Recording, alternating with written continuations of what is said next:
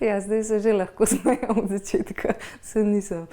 Pravzaprav vedno sem bila v tisti situaciji, ker sem si govorila, pojdi od tu naprej. A pojdimo časovno nazaj v leto 2011, Evropsko prvenstvo figurativnih skokov z višine 2200 metrov, kraj nesreče Srbija. Irena Avbelj je kot vedno ciljala na najvišje stopničke. Težko.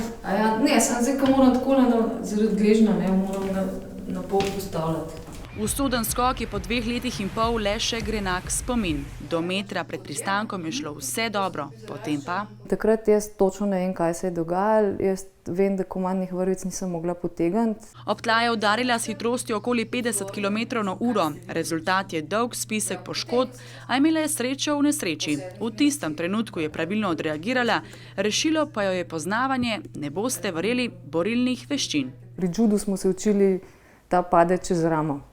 In v tistem trenutku, ko sem po zraku letela, sem rekla, zdaj se pa vrži čez ramo. Sprva so jo srbski zdravniki le tolažili, saj ni tako hudo. Nato pa jo je Slovenska vojska takoj zatem s helikopterjem pripeljala v Ljubljano. Seznam poškodb je bil obsežen. Zlom mečnice, izpah je bila gležna, potem zlomljena križnica večkrat, 2 vretenca tudi poškodovana. Tudi po 17 operacijah težko hodi in stoji, zato smo pogovor posneli kar sede. A borka, kot je, težko miruje. Vsakodnevno se z vajami razgiba, z veseljem pa se odpravi na kolo. Kot nekdanji plavalki pa iz želje zaplavajo tudi v modrino morja. Rdeče morje to. To moram zdaj. Mislim, zdaj imam jaz problem plavutke gor, ne? Ko bo šlo, bom se spravila, če mi doktorji pustijo s tem nogo.